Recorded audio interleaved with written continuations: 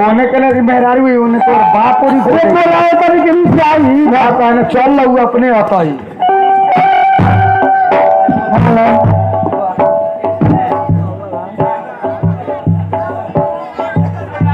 बाबू देखिए कब घर में ना रहता एगो देवरा कमर बातें न सुने लागू ठीक बा आवत तो फरियाद तनी अपना घरे चले तनी हम चल तनी घर में बैठे तनी हम जी रे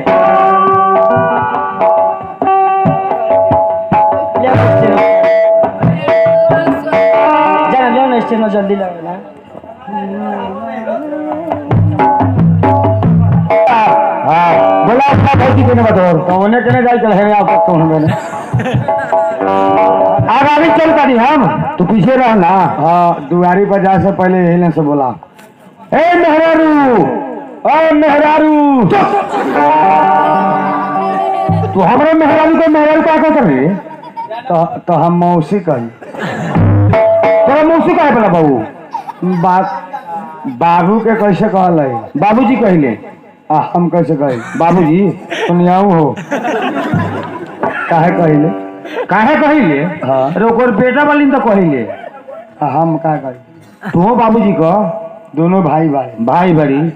एगो बाबू हो कि ना एगो बाबू बा तो दोनों भाई बाबू कहला कि ना कहिले आ एगो घर में माई बा तो दोनों भाई माई कहला माई कहिले आ एगो मौसा के दोनों भाई मौसा कहला कि मौसे कहिले आ एगो मौसिया बोले तो दोनों भाई मौसी कहला कि मौसिए कहिले आ घर में एगो मौगी है तो दोनों भाई मौगी कहला अरे हम मेहरारू तो हम कुछ भी कह सकिले तू ना कह सकेला एक मतलब नाता अलगे नाता अलग बा फरियाल बा तू भौजी कह के बुलाओ। हाँ हाय दे दाऊ टांग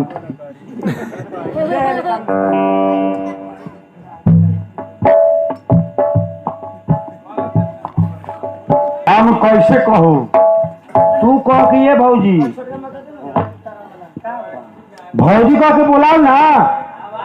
तू है बोला दे बोलाई ए मेहरारू रात भर चिचिएबे तो ना बोल ऐसे कि तोरा के वो पसंद न कर कैसे जाने तेरे कि हमर मेहरारू हमरा के पसंद नहीं ऐसे कि तू बरियात लागे न पहले हमर करी मुड़ पर होइत रहा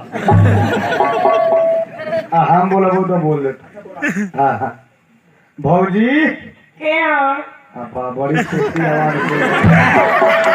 आवाज बड़ी सेक्सी होला रे मतलब मीठा आवाज है। मीठा हम तो ऐसा बोला कि कथी है शोभनाऊ का आवाज कमजोर ना बुझती शोभनाऊ के कादो वाला आवाज। हाँ भौजी बोला ना ए मेहरारू तू नहीं रहा माँ बतानी भेंट करके हाँ तो जाकर भेंट करके जल्दी हाँ कहीं इन्हें अब तोरा से एगो बात बतवाए के आप बात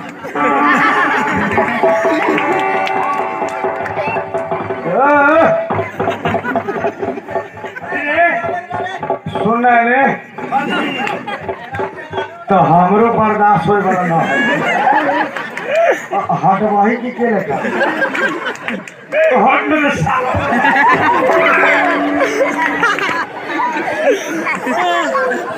तू कुछ करबे तो तू बेशर्मी है क्या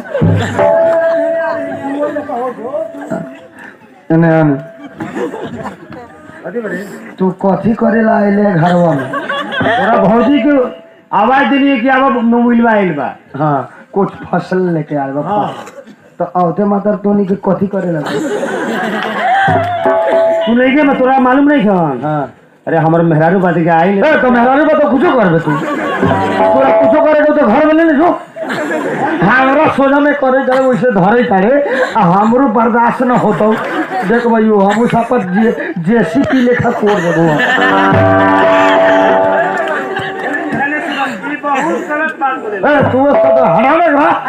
काय हटा दू सुनिया हमर आदमी तो काय हटा दे देवर बना तो देवर लेकर रहा ना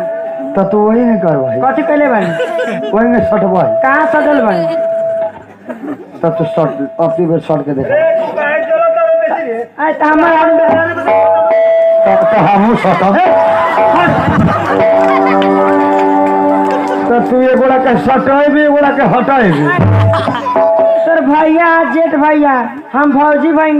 तब भैया कुछ हो तो तू कुछ करवा मैं हमरे सोझा में कहाँ कुछ करत कही ना ए मेरा रू जवन काम से ई मूवी ना बा मेन बात बोल ला ठीक बा मैंने बात बताओ तनी हाँ। एकरा विदेश जाएला बिहारे का डेट बा ए केका डेट भाई एक फट सारा डेट फेल कर तू बात नहीं के भाऊजी इस साला जबरदस्ती हमरा गड़ी मार के चढ़ावना को भेजता कहाँ भेजा विदेश हमने के झगड़ा एलंग से नहीं खे उन्हीं से होता गढ़े बाजार में से काहे जरा करता विदेश जाला तो जाना था ई पासपोर्ट 1.5 लाख रुपया दिले अर्जेंट के सब कुछ कलहू एको ठो बराई ले हम कहे तो चल का तोरा बुखार लागल चेक करा दे ई साला हॉस्पिटल चेक करावे ले रहे हमरा अरे उहे ने कहला मेडिकल हाँ तुहे बता भौजी हमने के दोनों गोला सोच के उन्हीं से अली है कि घर के गार्जियन भौजी बा तुहे अले तो ई घर के रौनक बढ़ल का वो हमने दोनों भाई दिन भर वो तो गांव में 5 गो रुपया कोनो न दे बोले हम ई जत बताई 5000 2 मिनट में लिया तो उतना क्षमता है तुम तोर मौगी ले आए वो से तोरा के भैलू दिले हम हाँ लेकिन बताओ भौजी विदेश जाए के फैसला तोरे हाथ में बा एक बेर राय विचार से सोच के कह दे कि घर में से हमने के दोनों भाई में कौन विदेश जाई के जाई लेकिन हमरा उल्टे का ध्यान दे दी हाँ देले न बढ़िया ज्यादा माया अरे तो हाँ खाता अलग से बसमो ना ध्यान तेगा दे के भौजी सब दिन कहल कि हो मोबिलवा तू न रहल तो हमरा खाए के मन न करल 3 बरस के सवाल हो 2-3 दिन रहती तो हम अपने चल जाती सुना ना हाँ हम तेरा भेज से बता नहीं हाँ कह दे सुनी ना कह दे न मन तो कह दे मोबिल जाई त निमने अब विदेश जाई था अब जब शादी भेल त ना भइल बा कई मोबिल चल जाई विदेश ए मोबिल बा हाँ कथी भेले कथी कहले तू ये जाना था आई ई घरे कथी काफी करी एकरा के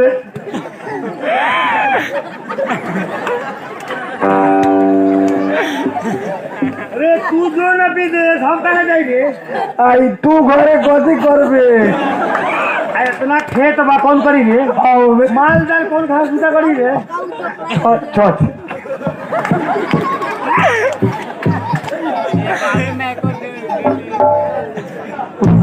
इतना दिमाग में सोच ले हम विदेश जावला ना बाड़ी ई घरे रही तो साला दिन भर ताश खेली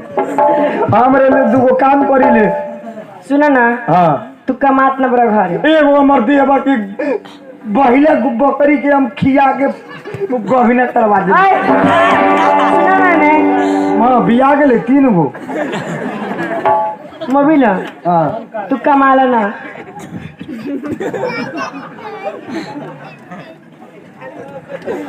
बोल बोल भौजी बोल बोल लगे खचुरो वाली बोल सुना ना भैया के रहे तो घर है हाँ आ तू चल विदेश तो तू ठीक ना कमाबे न तो शादी होई ना सही बात सोच ले भाई अब तीरे हम जाए निमन प्रगति में आए उन्हें से स्टैंडर्ड से ईयरफोन लेके कान में ईयरफोन वाईफाई चलावे टाइम उन्हें से हाँ स्टैंडर्ड में आता अगुआ है कमाबे तब न कुछ करबा हाँ। बिना कमाले कुछ होई तो हम ही भी दे जाओ तो जा ना तेरे भैया घर रहे तो भैया देखभाल करी हम रखे तो उतना तो हमू कर सके कथी तू इतना कर सकेला रे अरे कथी कर सकेला तूने दोनों व्यक्ति के फैसला सुन ले ली हम विदेश जाए वाला ना बढ़ियो रवे बाई नो तरवे डेला के बोली ले बुझली कि ना तो के निमन से पोला के पेठाए खिंचाई काल बनी रहो। अरे डराए के बात नहीं के एकरा से हम प्यार करी लिया एकरा प्यार से चाहे छी कि विदेश पे खा है ना रे बउओ। हाँ हाँ भौजाई के होता हाँ से मोबिलवे के प्यार से बैठा दी हाँ हमें दू जान पैसा कमा ली तो अच्छा लड़की देख के ओकर शादी ब्याह कर दिया जाए। भाजी जब कहे तो हमरे दिया हां ये तो हम तैयारी होई तड़िए तो खा तैयारी था। ए बाबू बोल ना हम विदेश जबऊ भौजी प्यार से कहो हमरा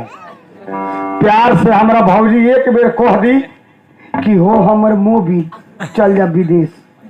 चल जा तैयारी हो जाए हाँ लेकिन प्यार से कहते तब ना तो ना हाँ प्यारे से कहा हाँ तो कहवा दे है नहीं अब मोबिलवा के कहना बा कि प्यार से हमरा कहीं हो मोबिल जा विदेश तो हम जाए प्यार से हाँ क्या प्यार हां मबी हाँ हला मबी आए जाना विदेश वो लेकर ना हो तो सापा का हो हमर मोबिलऊ तू विदेश चल जा ओ हमर मोबिला पिलऊ मोबिलऊ नु कह हम कल जनु कहता हो हमर पिलऊ मोबिलऊ हाँ हो हमर मोबिलऊ तू चल जा विदेश ओ हमर मोबिला हाँ चल विदेश। इतना प्यार से कर रहे तो वो ले हम काठमांडू पूगे भी तैयारी वाली हम हाँ भौजी कह तो हम तो हनुमान जी अच्छा ये बता वो अब 3 बरस ला तू विदेश जाता रे हाँ बोल और कोनो सामान हटल बढ़ल बेग बेग बेग हाँ ना तो झोरा झोरा ले आते अच्छा ठीक हाँ सुना ना एक आदमी और जाए वाला केने बाबू केने है यार जोड़ा ठीक बनू हाँ हो गया केने है जाए वाला किशोरी नाम के हैं। अच्छा ठीक गोबर के लेके जाए विदेश कहू कहा जाए उहो जाए विदेश कारण कोनो घर में प्रॉब्लम है हैं। घर में प्रॉब्लम है हाँ ओकरे बहुत कमी है कभी कम नहीं हैं। कभी कम 5 चीजें कम ओकरे ले बोला ले बड़ी दशा करला हमरा के। हाँ हाँ अच्छा तो ठीक हो गई झोरा हो गए तो हम जाऊ जा ना तो सुना ना जा करा ना तो हमरा ले एगो चीज बैठा दिए।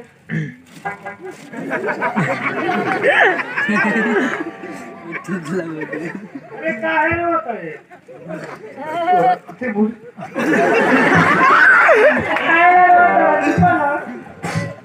ये साला के तो नींद में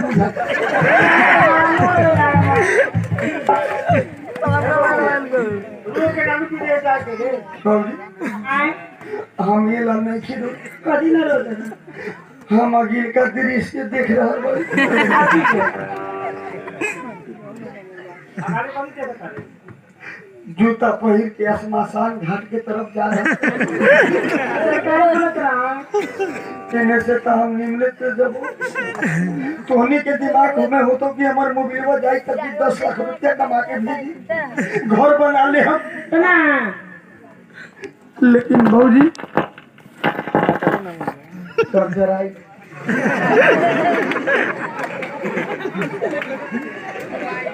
लेकिन पैसा कमाए से पहले सुन जे भौजी उन्हें पे हम बोरा में कसा के आई मम्मी ऐसा बात कहाँ पे करा ऐसे ना बोला आशीर्वाद बोल खूब खुशी से जाइए बोल लगे तेरी भौजी खुश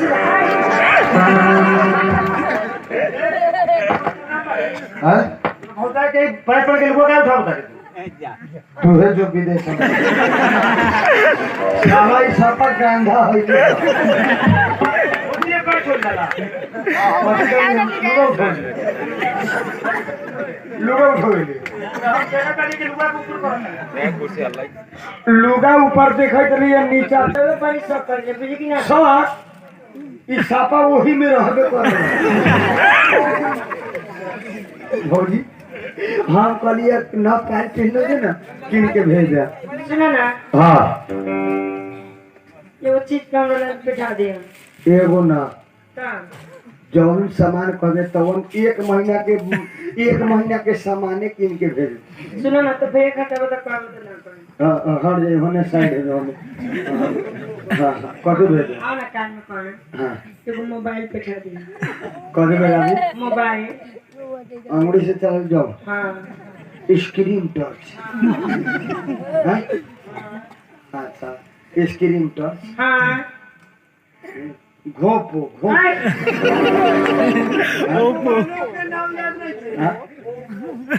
ओप्पो ओप्पो हाँ गजन ओप्पो फिर वो लाइट भेज देबो। हाँ विदेशी लाइट अनार में जाए। जब हम विदेश गेली या घर में लाइट न आया है काला जते हो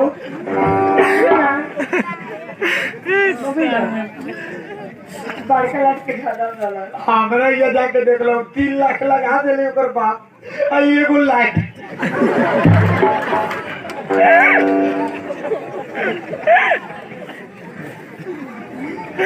हमरे लाइट के खाता बुझा कि ना। बड़का हां लबारा का हां लाइट भेजा दे वही से काम चलाई है। कथी है हां रे कथी काम चलाने को तो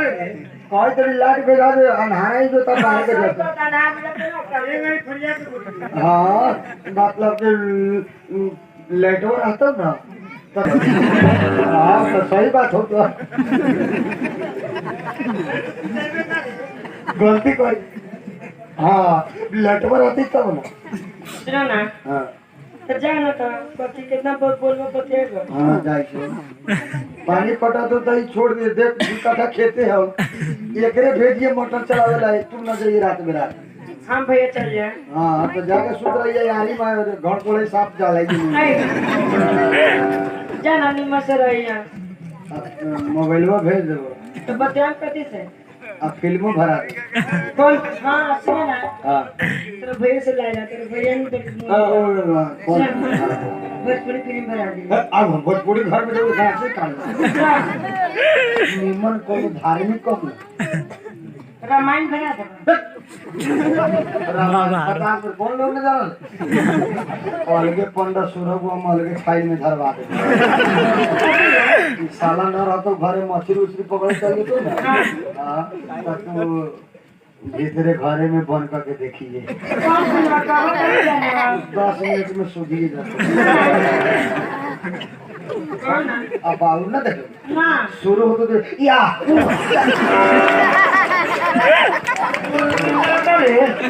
कौन फिल्म बारे कौन फिल्म तो आप बाप दादा कभी ना देखिए।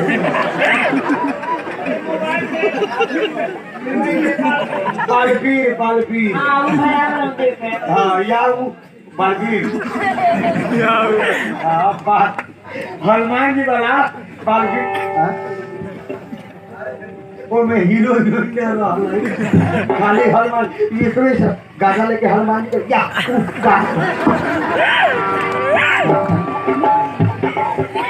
जाओ जाना तो निम्मा से रहिए। सुनो ना चल लगते दूर छोड़ ना दे।